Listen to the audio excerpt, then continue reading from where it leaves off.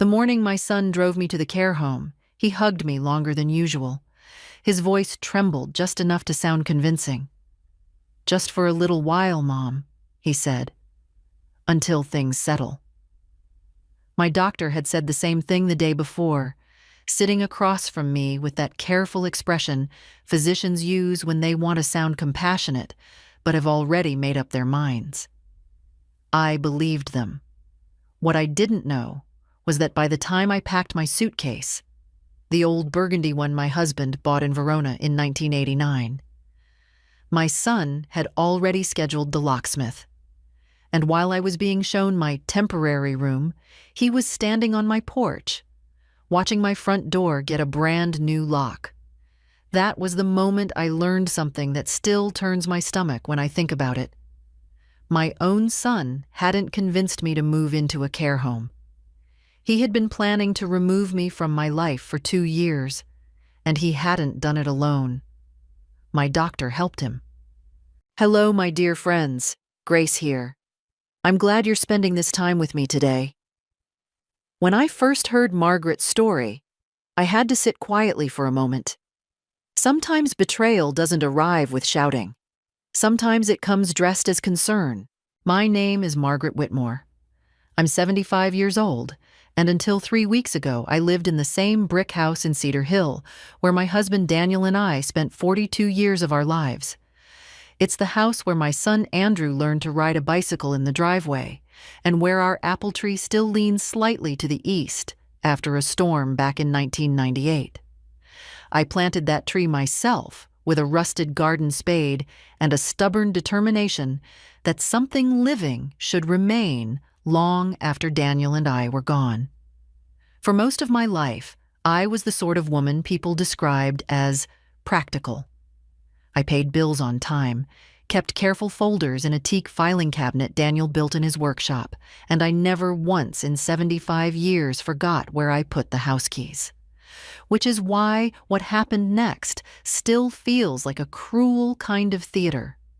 2 months ago, Andrew started visiting more often than usual. At first, I thought it was sweet.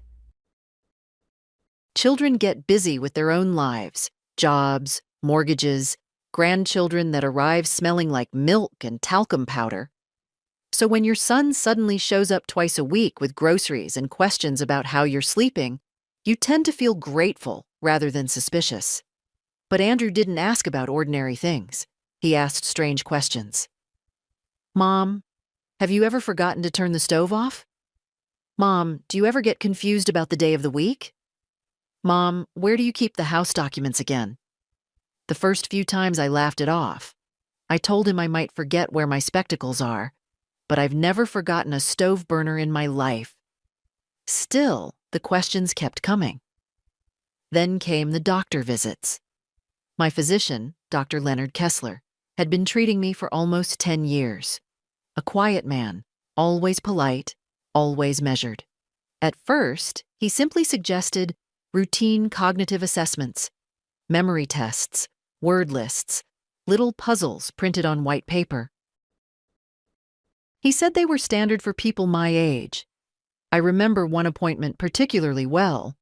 The waiting room smelled faintly of disinfectant and burnt coffee from the machine in the corner. A television murmured quietly above the reception desk while a nurse shuffled papers with the bored efficiency of someone who had done it 1,000 times. Dr. Kessler asked me to remember 3 words: apple, carpet, silver. Then he asked me again 10 minutes later. I remembered them perfectly. He smiled, wrote something down, closed the folder. I didn't realize then that what he wrote in that folder would eventually be used to prove that I could no longer live in my own home. The idea of the care home first appeared during dinner one evening. Andrew had brought over a container of chicken fricassee from a little French place downtown, the kind with thyme and mushrooms that melt in your mouth. We were sitting at my kitchen table under the old brass light fixture Daniel installed decades ago. Andrew stirred his wine slowly and said, very gently, "Mom, have you ever thought about moving somewhere safer?" I remember the way my fork paused halfway to my mouth. "Safer than my own kitchen?" I asked. He laughed a little too quickly. "Just somewhere with people around, medical staff, you know, just in case." I told him I would think about it, but the next week he came back with brochures, glossy photographs, smiling seniors playing chess, bright dining halls with linen napkins folded like little swans, words like independence, community, peace of mind printed in soft blue fonts. And every time I hesitated, Dr. Kessler gently reinforced the same message. "Margaret, it might be a wise transitional step. Transitional, temporary, just until things settle." Those were the words they used over and over. Eventually, after enough conversations that felt strangely rehearsed, I agreed to try it for a few weeks. I packed only one suitcase, a few dresses, my knitting bag, a small tin of Darjeeling tea I keep for quiet afternoons, and the burgundy suitcase from Verona. The morning Andrew drove me there, he kept the car radio turned low and talked about trivial things. The weather, construction on Maple Avenue, the price of avocados. I remember thinking how oddly calm he seemed. The care home itself was called Silver Pines Residence. The lobby smelled of lemon polish and something faintly medicinal. A large aquarium bubbled near the reception desk, while two residents sat in armchairs watching a daytime quiz show. A cheerful woman named Carol showed me to my room. "Just temporary, of course," Andrew said. I nodded. We hugged, and then he left. At exactly 11:42 that morning. Later that afternoon, I asked to borrow the front desk phone.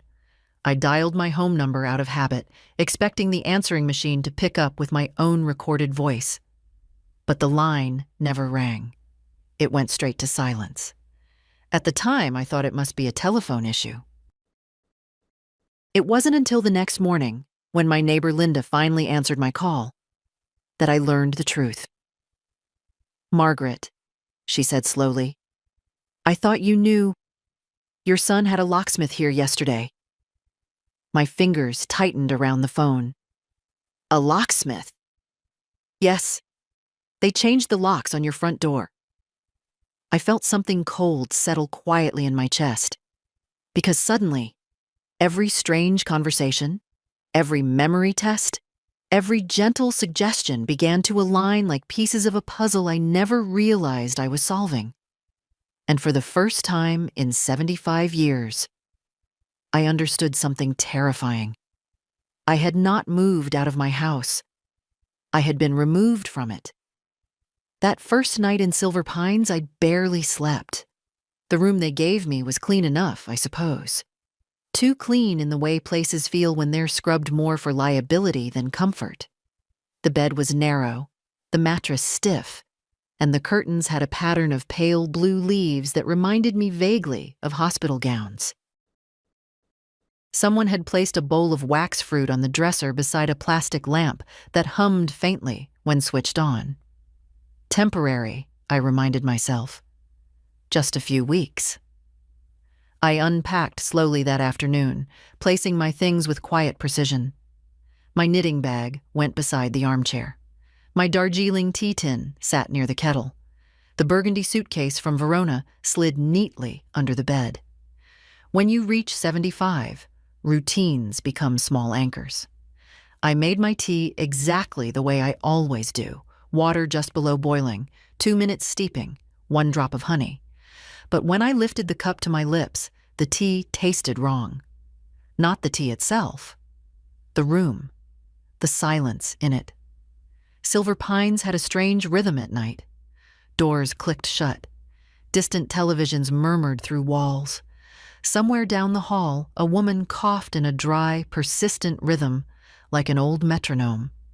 At around 9 o'clock, a staff member knocked lightly and stepped in without waiting for an answer. A young man, perhaps 25, wearing pale green scrubs and an expression that hovered somewhere between polite and exhausted. "Just checking in, Mrs. Whitmore," he said. Margaret, I almost corrected him. I had always disliked being reduced to my surname like a file in a cabinet. But I let it go. I'm fine, I said. He glanced around the room quickly, ticking invisible boxes in his mind. Dinner's served downstairs until 9:30. Tonight we've got shepherd's pie. The way he said it made it sound like an achievement. I thanked him and decided to go. Staying in the room felt worse than facing the dining hall. The corridor smelled faintly of disinfectant and something sweet, maybe overripe bananas. The carpet swallowed the sound of footsteps, giving the hallway an oddly muffled quality, like walking inside a thick coat. When I reached the dining room, several residents were already seated at round tables. Some stared quietly at their plates. Others watched the television mounted in the corner, where a cooking show played with the volume slightly too loud. A woman across from me introduced herself as Dorothy, 82, former librarian. Her hands trembled gently as she lifted her fork. "First week?" she asked. "Yes," I said. She nodded in the slow, knowing way of someone who had seen many first weeks. "They all say it's temporary," she murmured. Something in the way she said it made me pause. "What do you mean?" Dorothy shrugged lightly and took another bite of the shepherd's pie, which looked as though it had been assembled by someone who had only heard rumors of potatoes. "Families say that," she said. "Temporary." Then she added quietly, "Most don't come back." I told myself she was simply bitter. People sometimes grow bitter when life corners them. But later that night, after my call with Linda, the one where she told me about the locksmith, I sat in that small blue-curtained room and began replaying every conversation from the past 2 years. Andrew's questions, the sudden memory tests, Dr. Kessler's careful notes.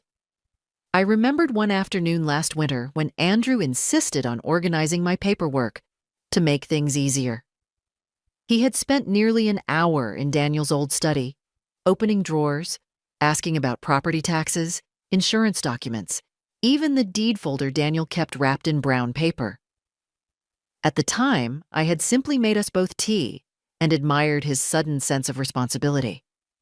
Now that memory felt different, sharper. Like discovering that a pleasant melody you've been humming for months is actually a warning siren played at a lower pitch. The next morning, I went to the reception desk. A woman named Carol, the same cheerful guide from yesterday, looked up with a practiced smile. "Good morning, Margaret. How are we today?" "We." People in places like this always said, "we." "We're doing fine," I replied calmly, "but I'd like to go home for a few hours, just to check on things." Her smile didn't vanish, but it changed. "Oh, I'm afraid we'd need to clear that with your son first." "My son?" I repeated. "Yes. Andrew is listed as your primary contact and care coordinator." Care coordinator. I felt the words settle heavily in my chest. "I didn't realize I needed permission to visit my own house," I said. Carol gave a sympathetic tilt of her head, the kind receptionists master after years of dealing with uncomfortable conversations. "It's just part of the process, Margaret. Safety procedures." Safety. That word again. I thanked her politely and walked back toward my room. But as I passed the lounge area, I noticed something I hadn't paid attention to yesterday. A bulletin board covered with laminated schedules, medication times, meal hours, visiting slots. And beneath them all, printed neatly in black letters, resident movement policy. For the first time since arriving at Silver Pines, I felt a cold certainty form inside me. This place was not meant to be temporary, and somewhere, very carefully, someone had already made sure I wouldn't be leaving whenever I pleased. The call with Linda changed everything. Linda Morales had lived next door to me for nearly 18 years. a retired schoolteacher with sharp eyes, sharper opinions, and a fondness for growing basil in clay pots along her porch railing. If something unusual happened on Cedar Hill Drive, Linda usually noticed it before the mailman did. When she answered the phone that morning, I could hear wind chimes ringing softly in the background. "Margaret? Oh, goodness, I've been wondering where you were." "I'm staying somewhere for a little while," I said carefully. "Andrew thought it might be safer." There was a pause on the other end of the line. The kind of pause that doesn't happen when someone simply accepts what you've said. Then Linda spoke again. "Well, that explains the locksmith, I suppose." My hand tightened around the phone. "The locksmith?" "Yes. Yesterday morning, around noon, I think, a white van pulled up in front of your house. Andrew was there." The room at Silver Pines suddenly felt smaller. "What exactly happened?" I asked. "Well," Linda continued slowly, "they changed the lock on your front door. Took about 20 minutes. Andrew stood there the whole time, watching. For a moment I thought perhaps I had misheard her. Changed the lock. On my house. But that doesn't make sense," I said. "I still have my keys." Linda sighed softly. "Margaret, new lock means new keys." The sentence landed like a stone dropped into still water. Ripples spread through my mind. Memories, conversations, small moments that suddenly refused to stay harmless. I pictured Andrew in my kitchen last winter, sorting through my documents. "Just helping you stay organized, Mom." I remembered Dr. Kessler's gentle voice during the last appointment. "We're simply monitoring cognitive safety, Margaret." Safety again. Always safety. Linda cleared her throat gently on the phone. "I thought maybe you knew," she said. "Andrew told the locksmith you were moving permanently." The word permanently echoed in my head. "That can't be right," I said quickly. "I'm only here for a few weeks." Another pause. "Margaret," Linda said carefully, "there was a real estate agent here 2 days ago." For the second time that morning, my heart seemed to drop a few inches lower in my chest. A real estate agent? Yes. She walked around the outside of the house with Andrew, took photos, looked through the windows. I closed my eyes. For 42 years, that house had been my center of gravity. Every room held pieces of my life with Daniel. Sunday breakfasts with apricot jam, the smell of cedar from his workshop. Quiet winter evenings when the fireplace snapped softly while snow pressed against the windows. And now strangers were photographing it, like a property, not a home. "Linda," I said quietly, "did Andrew say anything to you? He mentioned you were transitioning into assisted living." His words. Transitioning.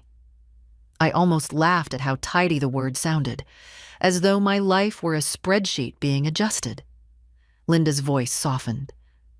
"Margaret, are you sure everything is all right?" I hesitated. Until that moment, part of me had still clung to the possibility that there had been a misunderstanding, that perhaps Andrew had simply acted too quickly, trying to help in the clumsy way adult children sometimes do. But locksmiths don't appear by accident. Real estate agents don't photograph homes without intention. And doctors don't quietly support those decisions without documentation. 2 years. The thought surfaced slowly. What if this had not begun 2 months ago? What if it had begun much earlier? I thanked Linda and hung up the phone, but I didn't return to my room immediately. Instead, I walked slowly down the corridor at Silver Pines. The place looked different now. Yesterday, I had seen soft lighting and tidy carpets. Today, I noticed the keypad on the exit door.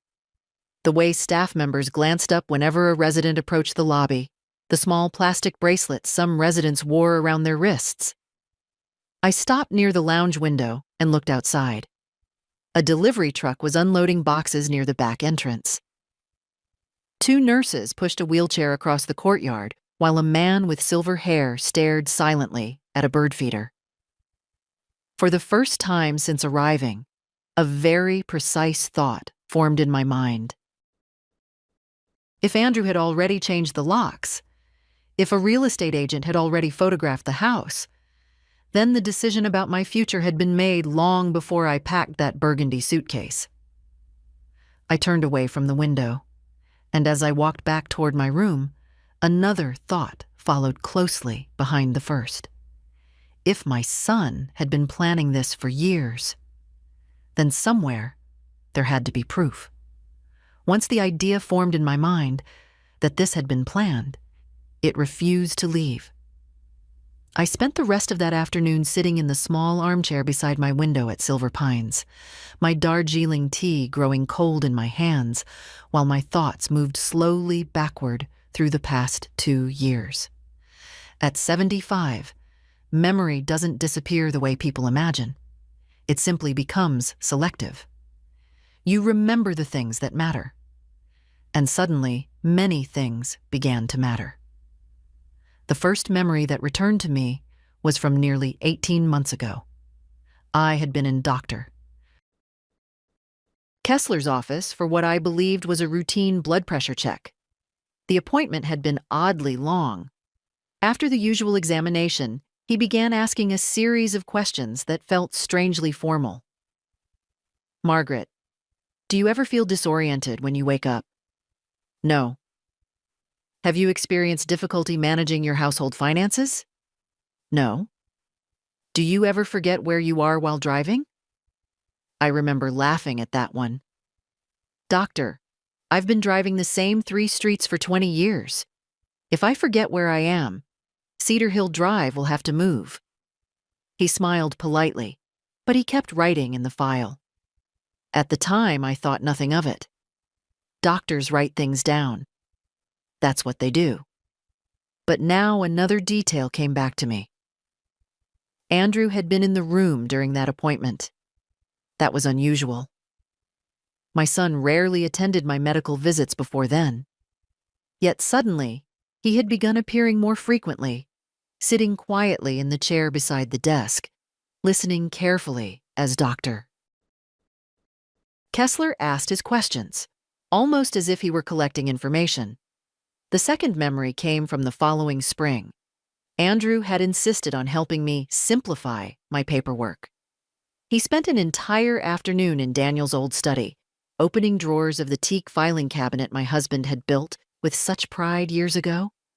I remember him holding up the property deed folder. "Mom, you should really keep digital copies of these," he said. "Why?" I asked. "Just in case something happens?"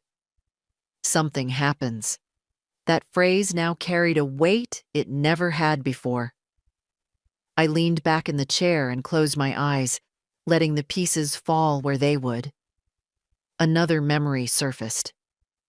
About 9 months ago, Dr. Kessler had adjusted one of my medications, a mild prescription meant to help with sleep. He explained that it might occasionally cause light confusion if taken too late in the evening. At the time, I accepted his explanation without question.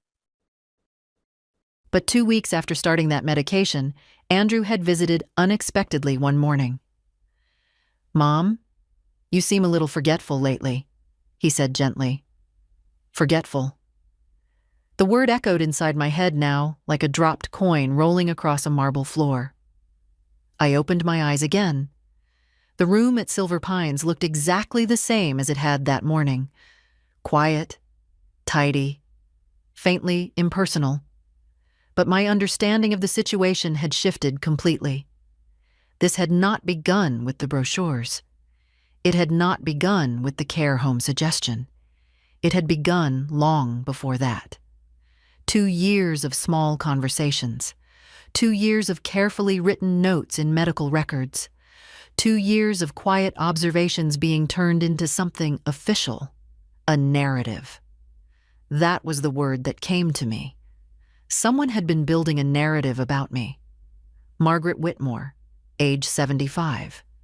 Increasingly forgetful. Possibly unsafe, living alone. Needs supervision. And once that narrative existed, in enough documents, enough files, enough conversations, it became reality, whether it was true or not. A soft knock interrupted my thoughts. I looked up as the door opened and a nurse stepped inside. She was younger than most of the staff, perhaps early 30s, with dark hair tied neatly into a braid that rested over her shoulder. I had seen her briefly the day before, but we had not spoken. "Mrs. Whitmore?" she said. "Yes?" She stepped in and closed the door gently behind her. "I'm Elena," she said. "I just wanted to check how you're settling in." Her voice carried a softness that felt genuine rather than practiced. "I'm settling," I replied carefully. She nodded and glanced around the room before lowering her voice slightly. "You're new here," she said. "It can take some getting used to." I studied her face for a moment. There was something in her expression I couldn't quite place. Not pity, something closer to concern. "Tell me something honestly, Elena," I said. She hesitated, then nodded. "Of course. Do most people come here temporarily?" For a brief moment, the room grew very quiet. Elena looked toward the door, then back at me. Finally, she said slowly, "Sometimes that's what families say." The same words Dorothy had used. My stomach tightened. "But?" I asked. Elena didn't answer immediately. Instead, she adjusted the sleeve of her uniform, clearly choosing her next words carefully. "Sometimes," she said at last, "the paperwork tells a different story." Paperwork. That word settled heavily in my mind, because paperwork meant records, and records meant something very important. Evidence. If Andrew and Dr. Kessler had truly been preparing this plan for years, then somewhere, written down in calm professional language, was the version of me they had created. And if I could see it, I might finally understand exactly how they had taken my life away from me. After Elena left my room, I didn't move for several minutes. Paperwork. Such a harmless word on the surface.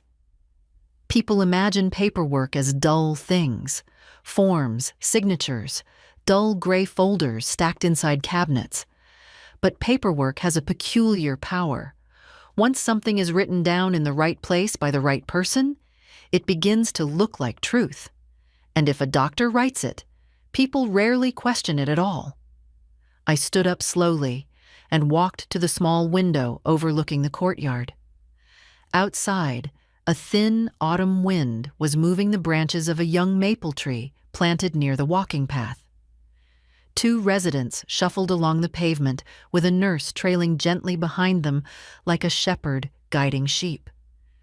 From a distance, the place looked peaceful, orderly, safe. But now I was beginning to see the structure underneath. Silver Pines was not simply a residence, it was a system. Every resident had files, charts, medication schedules, official evaluations, policies, procedures, assessments. And somewhere inside that system, there would be a file with my name on it. Margaret Whitmore, age 75. Condition, whatever Dr. Kessler had decided to write. The thought made my stomach tighten. Because if the paperwork Elena mentioned truly existed, then someone had already defined me inside those records, defined what I was capable of, defined whether I could live alone, defined whether I was safe, and if Andrew had been involved in those conversations. I had a very uncomfortable suspicion about what those documents might say. Later that afternoon, I returned to the dining room for tea. Not because I was hungry, but because sitting alone in my room made the walls feel too close. Dorothy was there again, stirring sugar into a cup of tea that looked suspiciously like colored water. You're thinking, she said, without looking up. Is it that obvious? Dorothy smiled faintly. People here either watch television or they think. And thinking usually means trouble. I sat down across from her. Dorothy, I said carefully, do residents ever see their own records?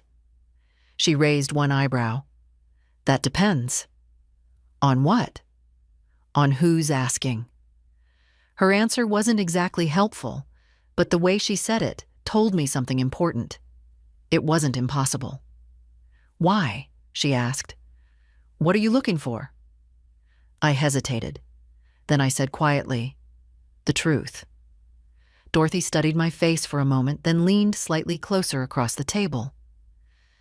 Let me give you a piece of advice, she said. Please do. Places like this run on documentation. Everything is written down. Every pill, every conversation, every little observation. That's exactly what I'm afraid of, I said. She shook her head. No, Margaret, that's exactly what might save you. I frowned. How so? Dorothy tapped her spoon lightly against the edge of her cup. Because lies get complicated when people start writing them down. I felt something shift in my chest. Dorothy continued. If your son and your doctor really pushed you into this place, she said quietly, then somewhere they had to explain why. Why? The word echoed in my mind. And explanations written on paper leave trails, dates, notes, signatures, the kind of details that don't always agree with each other. For the first time since arriving at Silver Pines, a different feeling crept into my thoughts. Not fear, curiosity, careful, patient curiosity. Because if the story Andrew and Dr. Kessler had written about me existed somewhere inside this building, then perhaps all I needed to do was find it. And once I saw exactly what they had claimed about me, I might finally understand how to prove it wrong. That evening, I began paying attention. Not in the obvious way people notice things when they're curious. No. I watched the way my husband Daniel used to watch chessboards, quietly, patiently, letting the pieces reveal their patterns. Silver Pines had patterns. Breakfast at 7:30. Medication carts at 8. Physical therapy appointments mid-morning. Visitors arriving after lunch with balloons, flowers, and carefully rehearsed smiles. But the most interesting pattern revolved around paperwork. Every afternoon around 2 o'clock, a rolling cart appeared at the nurses' station in the hallway. Thick folders stacked neatly in gray plastic trays. Nurses and aides would take turns opening them, writing notes, checking boxes, sliding documents back inside. Charts, resident records. I noticed Elena there twice that week. She worked with calm efficiency, occasionally tucking a loose strand of hair behind her ear while she wrote. Unlike some of the other staff, she never spoke loudly over the residents. She lowered her voice when she needed to discuss something. Small details like that matter when you're trying to decide whether someone can be trusted. On Thursday afternoon, I walked slowly down the corridor with my knitting bag draped over my arm, pretending to look for a comfortable chair near the window. Instead, I paused near the nurse's station. Elena looked up. "Margaret?" she said gently. "Everything all right?" "I hope so," I replied. She noticed the seriousness in my voice immediately. "Would you like to sit?" she asked, gesturing toward a chair beside the desk. I sat down. For a moment, neither of us spoke. Then I said quietly, "Elena, I'd like to see my records." Her pen stopped moving. The hallway felt unusually silent. "You mean your medical chart?" she asked. "Yes." She leaned back slightly, clearly choosing her words with care. "Residents do have the right to request access," she said slowly. "But usually that goes through administration first." Administration. another word that sounded harmless while hiding an entire maze behind it. "Is there a reason you want to see them?" she asked. I held her gaze. "Because I think something about them may not be accurate." Elena studied my face for a long moment. I could almost see the professional part of her mind weighing policies against instincts. Finally, she lowered her voice.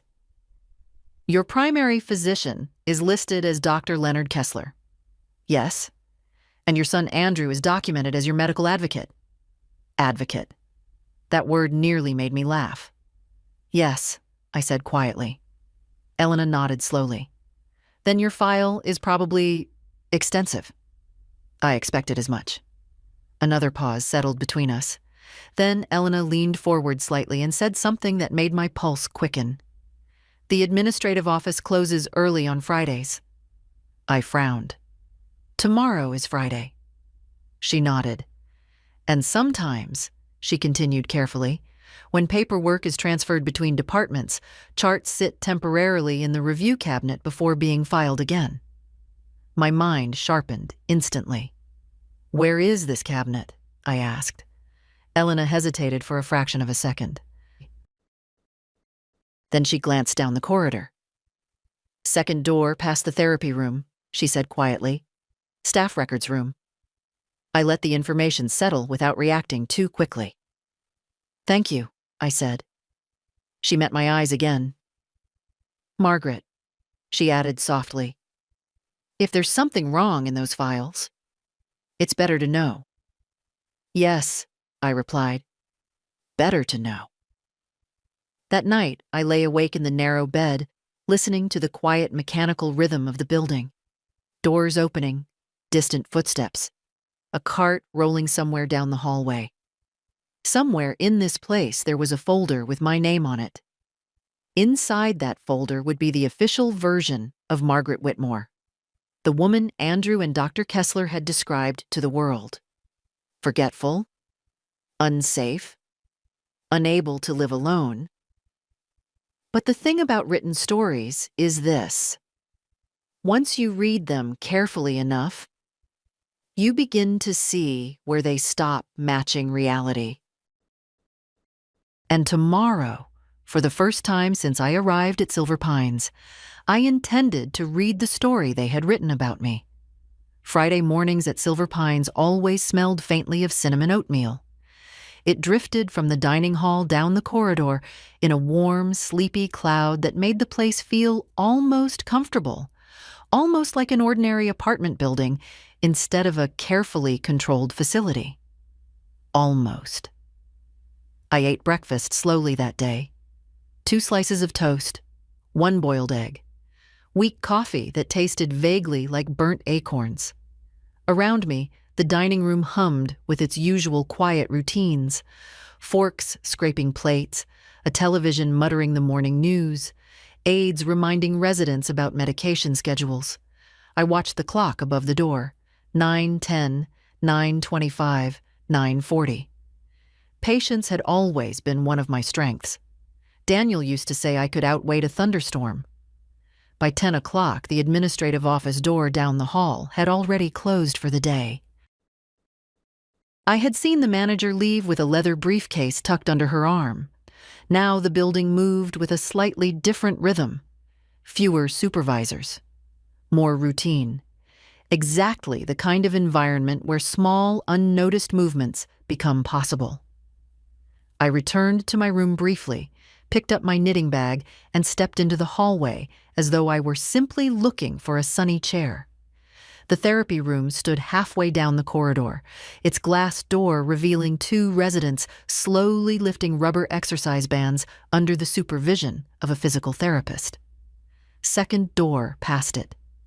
Just as Elena had said, the staff records room door looked completely ordinary. Beige paint, metal handle, a printed sign taped at eye level, authorized personnel only. The hallway was empty. I walked past the door once without stopping, then I turned around. My heart was beating faster now, not from fear exactly, but from the electric awareness that I was about to step directly into the machinery that had been built around me. I tried the handle. Unlocked. Inside, the room smelled faintly of paper and printer toner. Metal filing cabinets lined the walls. A desk sat near the window with a computer monitor, still glowing faintly in sleep mode. And against the far wall stood a tall gray cabinet. Review files. My pulse quickened. I closed the door gently behind me and walked over to the cabinet. Inside were dozens of folders arranged alphabetically, each tab labeled with neat printed names: Baker, Chen, Delgado. My fingers moved slowly through them. Foster, Grant, Henderson. Then I saw it. Whitmore, Margaret. The folder felt heavier than I expected when I pulled it free. I carried it to the desk and opened it carefully. The first page was a standard intake form. Name: Margaret Elaine Whitmore. Age: 75. Primary physician: Leonard Kessler, MD. Emergency contact: Andrew Whitmore. So far, nothing surprising. I turned the page. The next section contained medical notes. My eyes moved quickly across the lines. Patient demonstrates increasing episodes of disorientation. Reports from family indicate memory lapses. Recommended supervised living environment due to cognitive decline. Cognitive decline. I felt my jaw tighten. I kept reading. Many of the notes were written in Dr. Kessler's precise handwriting. Dates stretched back nearly 2 years. 2 years. The timeline was exactly as I had feared. But then I reached a page that made my stomach twist. It was a formal evaluation report. Under the section titled Family Observations, Andrew had written a statement. My mother has recently become forgetful and occasionally confused about daily tasks. I worry she may leave appliances on or wander outside at night. I stared at the sentence. In 75 years of life, I had never once wandered outside in the middle of the night. Not once. My eyes moved further down the page, and that's when I noticed something else. A note written by Dr. Kessler several months earlier. Family expresses concern about patient's financial decision-making, recommending review of property management and long-term guardianship options. Guardianship. The word made the room feel suddenly colder, because guardianship meant legal control. Control over finances, control over property, control over where a person lived. My house. The pieces snapped together with terrifying clarity. This was never about my safety. This was about ownership. Andrew hadn't simply helped move me into a care home. He had been laying the groundwork to take control of everything I owned. I flipped another page, and there, clipped neatly into the file, was something that made my blood run cold. A signed document draft. Petition for guardianship review. The signature line for Andrew Whitmore had already been filled out. But the evaluation section, Doctor. Kessler's final medical confirmation was still blank, meaning the process hadn't been completed yet. Not yet. For the first time since opening the file, I allowed myself a slow breath. Because suddenly, I understood something crucial. Their plan wasn't finished. And if the plan wasn't finished, then I still had time to stop it. I closed the folder slowly. Not because I was finished reading it, but because my hands had started to tremble, and I didn't want the pages to shake. 2 years. 2 years of quiet notes, small observations, and carefully phrased concerns, building a portrait of a woman who barely resembled me. Margaret Whitmore, age 75. Confused, forgetful, unsafe. I ran my fingers lightly over the edge of the paper where Andrew's handwriting curved neatly across the page. My mother occasionally becomes disoriented. The sentence looked so calm sitting there in black ink. No hesitation, no doubt. Just a statement that could change the course of someone's life. I flipped the page again. More notes from Dr. Kessler.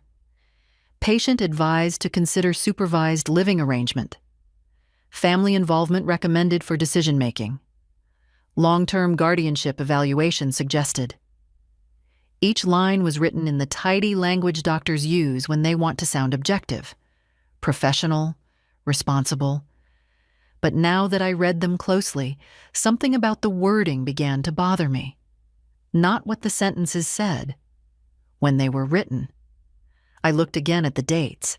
One note from 14 months ago claimed that Andrew had reported increasing confusion about household finances. 14 months ago. I frowned slightly, because 14 months ago, I had spent an entire weekend preparing my tax documents for the accountant, something that requires a fair amount of attention to detail.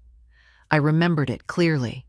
I had even balanced the ledger twice because one number refused to align properly. That didn't sound like someone losing track of her finances. I flipped back 2 pages. Another note caught my attention. Patient reports difficulty managing daily medications. That one made me blink. I didn't even take daily medications at that time. Dr. Kessler had only prescribed the sleep aid months later, which meant something very strange had happened. Either the note was written incorrectly, or the timeline had been adjusted. I felt a slow chill crawl up the back of my neck, because suddenly the pattern inside the file began to look less like medical observation and more like construction, piece by piece, statement by statement, creating a narrative that slowly transformed me from a perfectly capable woman into someone who needed supervision. I leaned closer over the desk and examined the pages again. Many of Dr. Kessler's notes used identical phrases. Increasing concern. Family reports difficulty. Recommending monitoring. Almost as if they had been written to support a conclusion that had already been decided. Then my eyes landed on something even more interesting.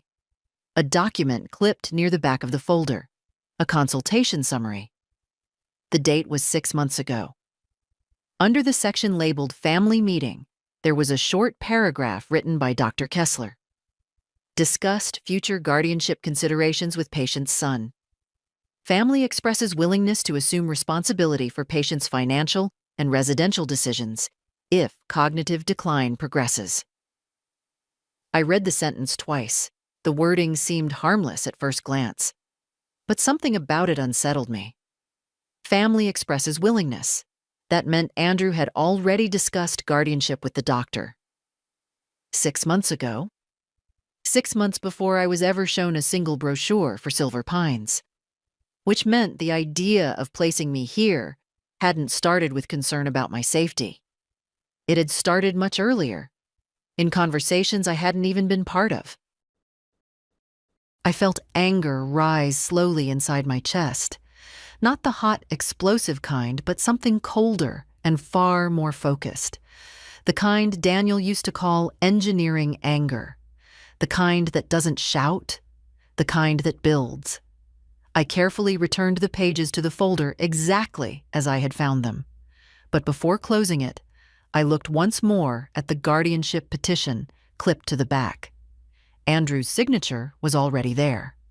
Confident, certain, as though the outcome were inevitable. But the doctor's final certification line remained empty. Blank. Waiting. And that blank space suddenly felt like the most important detail in the entire room, because it meant something very simple. Their story about me was not finished yet, and stories that aren't finished can still be changed. I returned the folder to the cabinet exactly the way I had found it. Whitmore, Margaret. The tab slid neatly back between Walters and Yamamoto, disappearing into the quiet order of the filing system as though nothing had happened. For a moment, I simply stood there in the staff records room, listening. A cart rattled somewhere down the hallway. A distant voice laughed. The building continued its slow, indifferent rhythm. No one had noticed me. Good. I walked calmly back to my room, knitting bag over my arm, exactly the way I had come. The key to moving unnoticed, I've learned over the years, is to behave as though you belong wherever you are. By the time I reached my room, however, the calm mask began to slip. I sat down in the armchair and let the weight of what I had just discovered settle into place. Andrew had already signed the guardianship petition. That meant he wasn't simply helping me transition into assisted living. He was preparing to legally control my life. Guardianship is not a small thing. It means a court can declare a person incapable of managing their own affairs. Once that happens, the guardian gains authority over finances, property, medical decisions, sometimes even where the person lives. In other words, if Andrew succeeded, my house would no longer truly belong to me. And judging by the photographs Linda mentioned, he had already begun acting as though it didn't. But the most important detail remained the same. The doctor's final certification line was still blank, which meant Dr. Kessler had not yet submitted the official medical declaration that I was mentally unfit. Without that declaration, the guardianship process couldn't move forward. I stood and began pacing slowly across the room. One thing had become very clear. Andrew and Dr. Kessler were not improvising. They were following a process, step by step. First, build a record of concern. Second, place me in a supervised environment. Third, complete the guardianship certification. Fourth, I didn't need to read the rest of the plan to understand it. Once guardianship was approved, Andrew could legally manage my finances, including my house. My house on Cedar Hill Drive, with its apple tree leaning east and Daniel's workshop still smelling faintly of cedar and machine oil. I stopped pacing and looked out the window again. The courtyard maple tree rustled softly in the wind. For the first time since arriving at Silver Pines, the fear that had been hovering over me began to change shape. Fear is a strange emotion. At first it freezes you, makes everything feel heavy and uncertain. But once you understand exactly what you're afraid of, fear becomes information, and information can be used. I sat down at the small desk beside the bed and pulled a notepad from the drawer. Then I began writing. Dates, notes, questions. The timeline from the folder was still fresh in my mind. 14 months ago. First, financial confusion note. 9 months ago. Medication change. 6 months ago. Guardianship conversation between Andrew and Dr. Kessler. 2 weeks ago. Brochures for Silver Pines. 3 days ago. Locksmith. 2 days ago. Real estate agent. Today, I discovered the file. Seeing it written in front of me made something painfully obvious. Andrew believed he was already near the finish line. He believed the narrative had been built successfully. All that remained was the doctor's final certification, and then the court process. But what Andrew didn't know, what neither he nor Dr. Kessler could possibly know yet, was that I had seen their story. And once you've read the story someone writes about you, you can start finding the parts that don't make sense.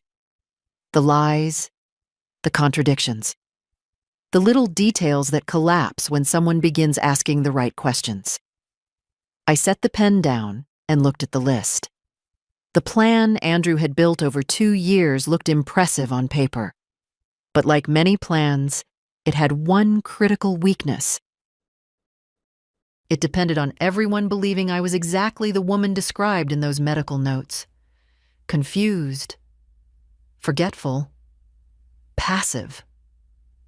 A woman who would quietly accept whatever decisions were made for her. I leaned back in the chair and allowed myself a slow breath. Because Andrew had made one very serious mistake. He had built an entire strategy around a version of his mother that didn't exist anymore. And now that I understood his plan, it was time to start dismantling it. Once you understand a plan, the next step is patience. That weekend, I behaved exactly the way Andrew expected me to behave. I attended the morning stretching session in the lounge. I drank the weak coffee in the dining hall. I even sat through a game of bingo on Saturday afternoon beside Dorothy, who whispered sarcastic commentary about the numbers like a sports announcer narrating a particularly dull match. On the surface, I was simply another elderly woman settling into life at Silver Pines. Inside my mind, however, I was working. Every plan has pressure points, places where it relies on assumptions rather than facts. My job was to find them. The first pressure point was Dr. Kessler. Without his final medical certification, the guardianship petition Andrew had signed meant nothing. Courts require professional confirmation before declaring someone mentally incompetent, which meant that sooner or later, Dr. Kessler would need to evaluate me again. And when he did, he would expect to see the same woman described in his notes: forgetful, confused, declining. That assumption gave me an advantage. Monday afternoon, Andrew came to visit. He entered the lounge carrying a small paper bag from a bakery downtown, the one that sells those little almond financiers Daniel used to love. The gesture might have looked thoughtful to anyone watching. To me, it felt like theater. "Hi, Mom," he said warmly. I smiled. "Hello, Andrew." He sat beside me and handed me the bag. "Your favorite." I opened it and inhaled the scent of toasted almonds and butter. "Thank you." For a few minutes, we spoke about harmless things. The weather, the traffic near Maple Avenue, a neighbor's dog that had apparently learned to open trash cans. Then Andrew shifted slightly in his chair. "How are you settling in here?" he asked. "Quite well," I said calmly. He nodded, clearly relieved. "That's good. We just want you somewhere safe." Safe? There it was again. I looked at him carefully. "You've been very busy lately," I said. "Oh?" "Linda told me about the locksmith." Andrew froze for the briefest fraction of a second. Then he recovered. "Oh, that," he said quickly. "Just a precaution. You know how empty houses can attract trouble." A neat explanation. Prepared. "And the real estate agent?" I asked. His expression tightened slightly. "I was just exploring options," he said. "Nothing decided." I nodded slowly, letting the silence stretch. Andrew had always hated silence. "Sure enough," he spoke again. "Dr. Kessler actually wants to check in with you later this week," he said. "Just a routine evaluation, nothing stressful." There it was, the final step of the plan. "Of course," I said pleasantly. Andrew studied my face for a moment, as though searching for signs of confusion or resistance. He found none. Good, because the woman sitting beside him looked exactly like the one he expected. Quiet, cooperative, slightly tired. But inside, something very different was happening. The evaluation he mentioned would likely determine everything. If Dr. Kessler confirmed the narrative written in those records, Andrew's guardianship petition would move forward. If he didn't, the entire structure could collapse. Andrew stood up after a few minutes. "I should get going," he said. "Work tomorrow." He leaned down and kissed my cheek. "Everything's going to be all right, Mom." I watched him walk out of the lounge. The door closed softly behind him. Dorothy, who had been pretending to read a magazine nearby, leaned over. "That looked tense," she murmured. "Perhaps," I said. She studied me curiously. "You don't look worried." I smiled faintly. "That's because I finally understand the situation." And understanding changes everything. I folded my hands calmly in my lap. because now I knew when the final move in Andrew's plan would happen. Dr. Kessler's evaluation. The appointment that would decide whether I remained Margaret Whitmore, the woman who owned her life, or the version of me written in a folder inside a gray cabinet. Fortunately for me, doctors sometimes forget one important thing. Patients can prepare for evaluations too. Wednesday arrived quietly. If Andrew was nervous about the upcoming evaluation, he hid it well. He called that morning with the same careful tone he had used for weeks. Calm, patient, almost overly gentle. "Dr. Kessler will stop by this afternoon," he said. "Just a routine follow-up." Routine. That word had begun to sound almost amusing to me. "I'll be here," I told him. After the call ended, I spent the next several hours doing exactly what I had been doing all week, observing. Silver Pines had begun to feel less like a maze and more like a map. I knew when the medication carts rolled through the hallway. I knew which nurses worked the afternoon shift. I even knew that the large clock in the lounge ran about 3 minutes slow. These details might sound small, but small details are how you stay grounded when people are trying to convince the world you're losing your mind. At around 3 o'clock, Elena appeared at my door. "He's here," she said softly. I nodded and stood up. "Thank you." We walked together toward a small consultation room near the nurses' station.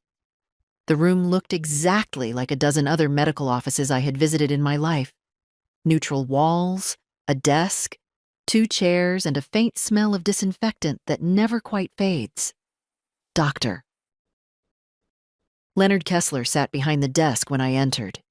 He looked exactly the same as always. Gray suit, calm posture. That professional expression doctors learn somewhere during medical school. "Margaret," he said warmly. "Good to see you." "Doctor." I sat down across from him. Andrew sat beside the desk, leaning slightly forward as though this meeting were extremely important, which of course it was. Dr. Kessler opened a thin folder in front of him, likely a condensed version of the records I had already read. "How are you adjusting to Silver Pines?" he asked. "Quite comfortably," I replied. He nodded and began the familiar sequence. "Have you experienced any recent confusion about time or place?" "No." "Any difficulty managing your daily activities?" "None." His pen moved across the page. The questions continued for several minutes. Some were the same memory prompts he had used before. "Please remember these 3 words: apple, carpet, silver." I almost smiled. "Apple, carpet, silver," I repeated. 10 minutes later, he asked again. "Apple, carpet, silver," I said. Andrew shifted slightly in his chair. Dr. Kessler continued. "Do you feel safe managing your personal finances?" "Yes." "Have you recently left appliances on or forgotten important tasks?" "No." My answers were calm, clear, precise. Not defensive. Not emotional. Simply accurate. After about 20 minutes, Dr. Kessler closed the folder. "Well," he said slowly, "your responses seem quite consistent today." Andrew's jaw tightened slightly. "What does that mean?" he asked. Dr. Kessler adjusted his glasses. "It means that Margaret appears oriented and capable during this evaluation." Andrew leaned forward. "But I told you about the confusion she's been having." I watched Dr. Kessler carefully. For the first time since entering the room, he seemed slightly uncomfortable. "Well," he said, "family observations are important, but clinical assessment must rely on direct examination." The room grew quiet. Andrew's voice dropped a little. "So you're saying she's fine?" Dr. Kessler didn't answer immediately. Instead, he looked at me again. "Margaret," he said, "do you feel capable of managing your own living arrangements?" I met his gaze steadily. "Yes, doctor," I said. For a moment, no one spoke. Then Dr. Kessler slowly closed the folder. "I will need to review the full record before making any final recommendations," he said carefully. Final recommendations. The phrase hung in the air, because everyone in the room understood what that meant. The final certification Andrew needed for the guardianship petition had not been given. Not yet. Andrew stood up abruptly. "I think we should talk about this privately," he said to the doctor. Dr. Kessler nodded. "Of course."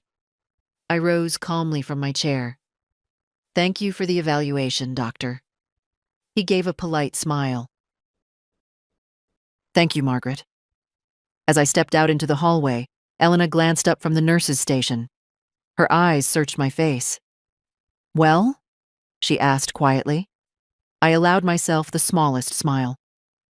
"For the first time in 2 years," I said softly, "their story about me didn't go exactly the way they expected." I didn't return to my room immediately. Instead, I walked slowly down the corridor and into the small courtyard behind Silver Pines. The afternoon air was cool, carrying the faint smell of fallen leaves and distant rain. A few residents sat quietly along the walking path, wrapped in light blankets, while a nurse handed out small cups of tea. From the outside, the place still looked peaceful. But inside the consultation room behind me, something had shifted. Andrew had expected certainty. He had expected Dr. Kessler to confirm what had already been written in those files, that I was declining, confused, incapable of living on my own. Instead, the evaluation had produced something far more dangerous for him: doubt. I sat down on a wooden bench beneath the young maple tree and let the situation settle into place. Plans built over years rarely collapse in a single moment. They weaken first. Cracks appear where the structure once seemed solid. Andrew's plan had just developed its first serious crack. A few minutes later, the back door opened. Elena stepped outside and spotted me immediately. "They're still talking," she said quietly as she approached. "I imagined they might be." She sat beside me on the bench. "I've worked here for 3 years," she said. "You learn to read people after a while." "And what do you read now?" I asked. She glanced toward the building. "Your son didn't look happy." I smiled faintly. "That makes 2 of us." For a moment we sat in silence, watching the branches above us sway gently in the wind. Then Elena spoke again. "Margaret, can I ask you something honestly?" "Of course." "Did you know about the guardianship petition before today?" The question didn't surprise me. "I saw it in my file," I said calmly. Elena nodded slowly. "That's what I thought." "You've seen cases like this before?" I asked. "Not exactly the same," she said. "But sometimes families push harder than the situation really requires." Harder. That was a polite way of describing it. The back door opened again. Andrew stepped outside. His expression was carefully controlled, but the tightness around his mouth told me everything I needed to know. He walked toward us. "Mom," he said, stopping a few feet away, "we need to talk." Elena stood up immediately. "I'll give you some space." As she walked back inside, Andrew turned toward me. "You really should have told Dr. Kessler about the confusion you've been having," he said quietly. I looked up at him. "What confusion would that be?" His jaw tightened. "You know what I mean?" "No," I said calmly. "I don't." For a moment, the polite mask slipped from his face. "You're making this harder than it needs to be," he muttered. "Harder for whom?" I asked. He ran a hand through his hair, clearly frustrated. "Mom, the house is too much for you now. You know that." I watched him carefully. "My house has been standing for 42 years, I said. It managed just fine before this sudden concern for my safety appeared. Andrew exhaled slowly. You're not thinking clearly. That's an interesting statement, I replied, considering the doctor just said I was perfectly oriented. The words landed harder than I expected. Andrew looked away for a moment, gathering himself. Then he leaned slightly closer. This isn't over, he said quietly. I held his gaze. I'm aware of that. Because he was right. This wasn't over. The guardianship petition still existed. The records in my file still painted a picture of decline. And Dr. Kessler had not yet made his final recommendation. But as Andrew walked back toward the building, one thing had become unmistakably clear. For the first time since he started building his careful plan 2 years ago, something had begun moving in the opposite direction. 2 days passed after the evaluation. 2 quiet, ordinary days. Breakfast trays, medication carts, afternoon tea in the lounge. The routines of Silver Pines continued as though nothing important had happened. But underneath that calm surface, something was clearly shifting. Andrew did not visit. Dr. Kessler did not call. And I noticed Elena watching the hallway more often than usual, as if she expected something to happen at any moment. Late Friday morning, the receptionist announced that I had a visitor. When I walked into the small meeting room near the entrance, I found not one person waiting, but 3. Andrew, Dr. Kessler, and a woman I had never seen before, sitting neatly at the table with a leather briefcase open in front of her. Mom, Andrew said stiffly. The woman stood. Mrs. Whitmore, she said professionally. My name is Sandra Lowell. I'm a legal coordinator working with your son regarding the guardianship review. So the next step had arrived. They had moved the process forward. I sat down across from them calmly. Good morning, I said. Sandra opened a folder and began speaking in the steady tone of someone accustomed to uncomfortable meetings. As you may know, your son has filed a preliminary guardianship request. This is a standard review process designed to determine whether additional assistance with personal and financial decisions would benefit you. Benefit. Another one of those polite words. I glanced briefly at Andrew. He avoided my eyes. Sandra continued. As part of this process, Dr.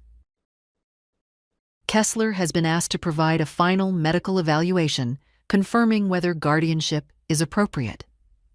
There it was, the moment Andrew had been building toward for 2 years. Sandra turned slightly toward the doctor. Dr. Kessler, have you completed your review of the medical record? The room grew very quiet. Dr. Kessler folded his hands on the table. I have, he said. Andrew leaned forward slightly. Sandra nodded. And your conclusion? Dr. Kessler looked at the folder in front of him for a moment before speaking. My conclusion, he said slowly, is that the current documentation contains several inconsistencies. Andrew's head snapped toward him. What? Sandra frowned slightly. Could you clarify? Dr. Kessler opened the folder and slid several pages across the table. Some of the earlier notes describing cognitive decline rely entirely on second-hand reports rather than direct observation, he explained. Andrew shifted uncomfortably. I told you what was happening, he said. Yes, Dr. Kessler replied evenly. You did. He turned another page.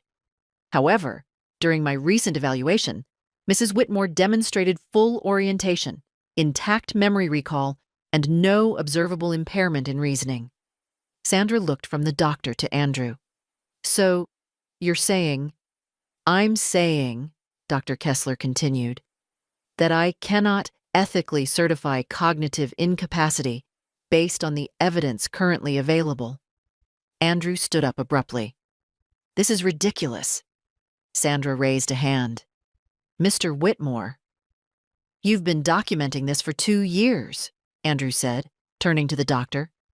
Dr. Kessler met his gaze calmly. I documented concerns, not incapacity. The difference was enormous, and everyone in the room understood it. Sandra closed the folder slowly. In that case, she said carefully, the guardianship petition cannot proceed. The words landed like a stone dropping through water. Andrew looked at me then, really looked at me, for the first time since the meeting began, not as his aging mother, but as someone who had just dismantled the outcome he had expected. Friends, imagine sitting in that room after discovering a plan built over 2 years.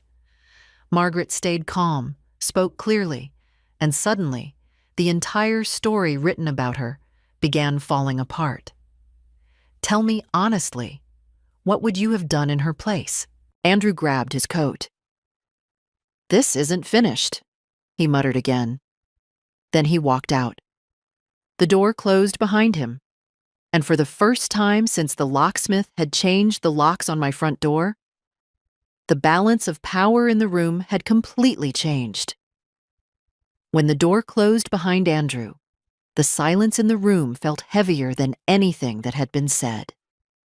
Sandra Lowell gathered the papers slowly, sliding them back into her folder with the careful movements of someone who understood that the entire meeting had just taken an unexpected turn. Well, she said finally, that changes the legal situation considerably. Dr. Kessler remained seated, his hands folded in front of him. Yes, he replied quietly. It does. Sandra turned toward me. Mrs. Whitmore, without a physician's certification of incapacity, the guardianship petition cannot move forward. Your son may attempt to refile in the future, but based on today's evaluation, there is no legal basis for the request. In other words, Andrew had just lost the most important piece of the plan he'd been building for 2 years. I nodded calmly. Thank you for clarifying that. Sandra closed her briefcase. There is one additional matter, she said. I looked at her. Because the petition was filed citing concerns about your ability to manage your own affairs, the court typically recommends that the individual be offered the opportunity to review those concerns independently. Meaning? I asked. Meaning you have the right to request a formal review of the documentation used to support the petition. The documentation. The same notes I had already read in that gray cabinet. But hearing it said aloud in a legal context changed the weight of the situation. Because once those records were reviewed formally, every inconsistency inside them would matter. Dates, statements, claims. I glanced briefly at Dr. Kessler. He avoided my eyes for a moment. Sandra stood. If you wish to pursue that review, you may contact my office. I'll provide the paperwork. She handed me a small card. Good afternoon, Mrs. Whitmore. Then she left the room. Dr. Kessler remained seated for another moment. Finally, he stood as well. Margaret, he said quietly. Yes, doctor? I want to be clear about something. I waited. 2 years ago, your son expressed concerns about your safety. At the time, those concerns appeared reasonable. Did they? I asked. He hesitated. In hindsight, some of the conclusions may have been premature. Premature. That was a polite way of saying something had gone very wrong. I see, I said. Dr. Kessler adjusted his glasses.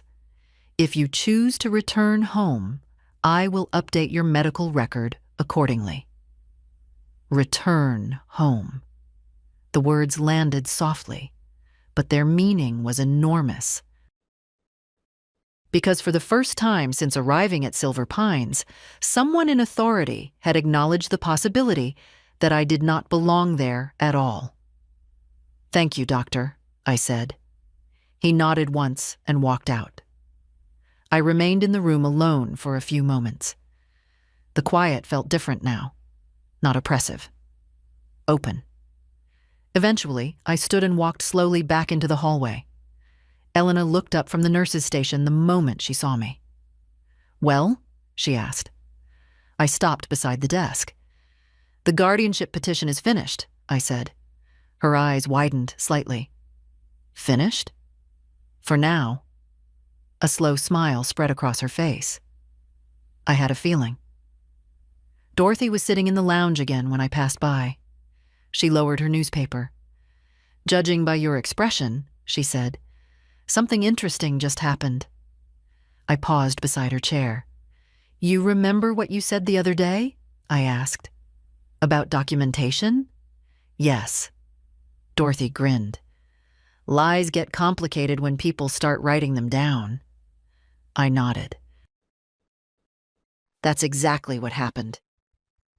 But as I continued walking toward my room, another thought settled quietly in my mind. Andrew's plan had just collapsed. The guardianship petition had failed, but the locksmith had still changed the locks on my house. And somewhere on Cedar Hill Drive, strangers had already taken photographs of a home that did not belong to them, which meant that while one part of the story had ended, another part was only just beginning. 3 days later, I left Silver Pines. Not dramatically. No shouting, no arguments in the hallway, just a quiet discharge form, a signature at the front desk, and Elena handing me the same burgundy suitcase I had arrived with. "You'll be all right?" she asked. I smiled. "I've been all right for 75 years. Dorothy waved from the lounge as I passed. "Go enjoy your house," she called. "I intend to," I replied. The taxi ride across town felt strangely familiar. The same streets, the same grocery store on Maple Avenue, the same bakery where Andrew had bought those almond financiers. Life had continued normally outside those walls. Only mine had been paused. When the taxi turned onto Cedar Hill Drive, my heart began beating a little faster. My house stood exactly where it always had, the brick walls warm in the afternoon sun, the apple tree still leaning gently to the east like an old friend waiting patiently. But as the taxi pulled into the driveway, I saw it immediately. The new lock. Linda stepped out onto her porch the moment she saw the car. "Margaret," she called. I stepped out of the taxi. "Well," I said, looking up at the house. "Here we are." Linda crossed the lawn toward me. "I heard what happened," she said quietly. "Andrew stopped by yesterday, looked furious." "I'm not surprised." She glanced at the door. "You still can't get in, can you?" I looked at the shiny brass lock that did not belong there. "No," I said calmly. Then I walked up the front steps and ran my hand lightly over the wood of the door Daniel had installed 42 years earlier. For a moment, I simply stood there, not angry, not defeated, just thinking. Then I reached into my purse and pulled out my phone. "Who are you calling?" Linda asked. "A locksmith." She blinked. "Another one?" "Yes." The man arrived about 30 minutes later in a white van, the same kind Linda had described earlier in the week. He examined the lock, nodded once, and opened his toolbox. "Won't take long," he said. I stood on the porch while he worked. Metal clicked softly. Tools turned. The new lock came free from the door as easily as the last one had been installed. 20 minutes later, he handed me a small set of keys. "All set." I paid him and thanked him. Then I stood there holding the key for a moment before sliding it into the lock. The door opened with the same familiar creak it had always had. Inside, the house smelled exactly the same. Cedar. Old books. A faint trace of machine oil from Daniel's workshop. I stepped across the threshold slowly. Nothing had changed, and yet everything had. I walked through the rooms quietly. The kitchen table where Andrew had once done his homework. The living room where Daniel used to read the newspaper every Sunday morning. The hallway where our family photographs still hung in their wooden frames. Finally, I returned to the front door. Linda was still standing outside. "Well?" she asked. I looked around the house once more. "I think," I said slowly, "I'll be just fine." "Well, friends." Margaret got her house back, but families are complicated things. Some people will say she should forgive her son. Others might say trust. Once broken like that, never returns. What do you think? And if this story moved you, don't forget to like the video, subscribe to the channel, and tell me your thoughts in the comments.